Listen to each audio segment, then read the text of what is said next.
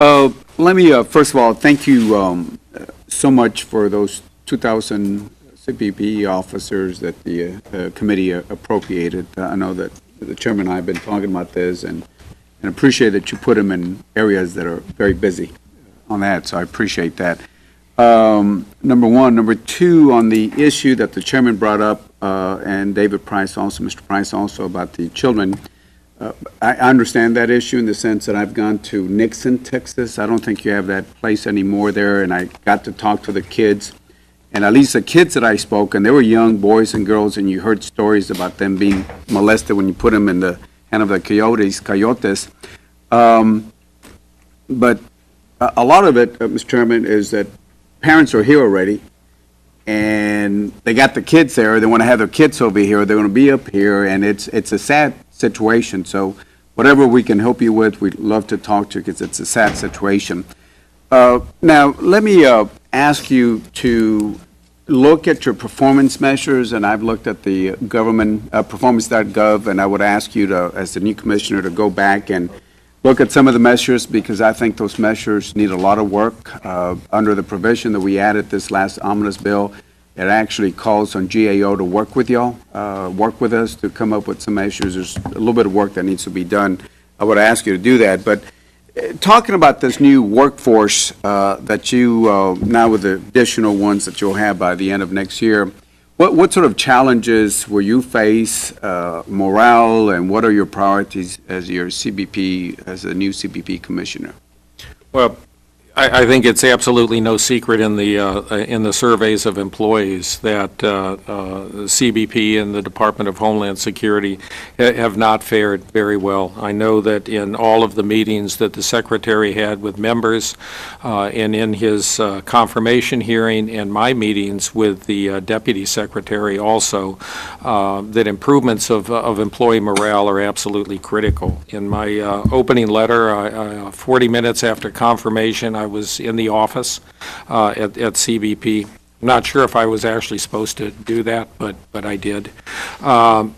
In my opening letter that went out the very next morning to almost 60,000 employees, I tried very hard to stress not only what my expectations are of them as the commissioner, but also what they could expect from me. I think I've had a good history in managing, leading, directing people in large organizations and in 24/7 operations like a police department, and that's exactly what CBP is.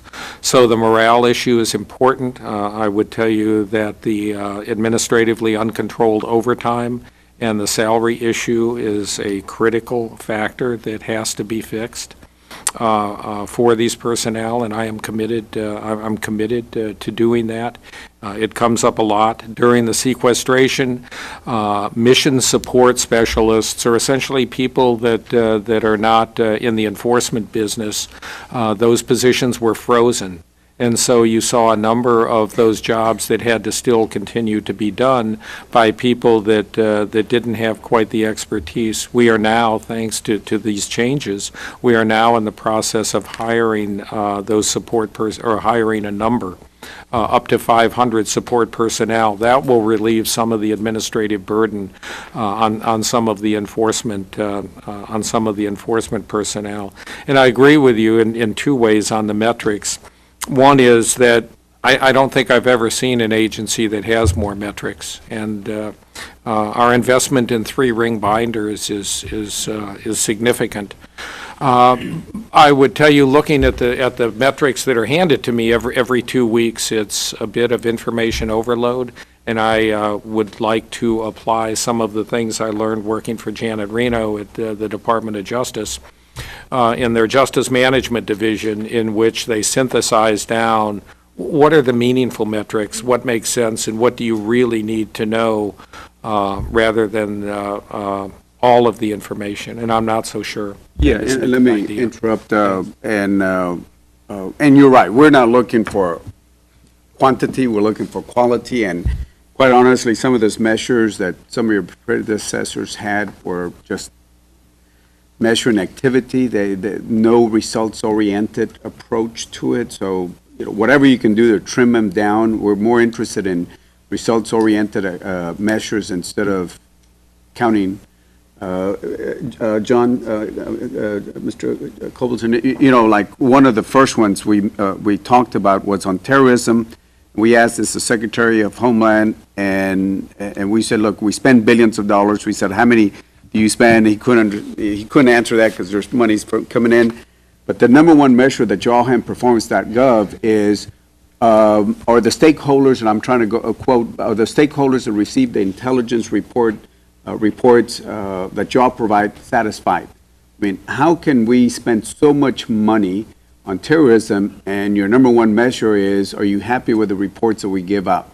I mean, it's crazy. So, I mean, as an example, that's what we're asking you as a new fresh face coming in to review those measures, get rid of the ones we don't understand. I mean, they really serve no purpose on that. But anyway, my time is up, and I want to just say appreciate, welcome aboard. We look forward to working with you, and down there in South Texas, keep in mind, work with your counterpart in Mexico because trade is so important to us. Find the right balance between security, professionalism with the men, and we've been talking to your predecessor about that. I'll be asking about that. Secure the border, but don't impede the trade and the tourism, which is so important to our economy. Thank you so much.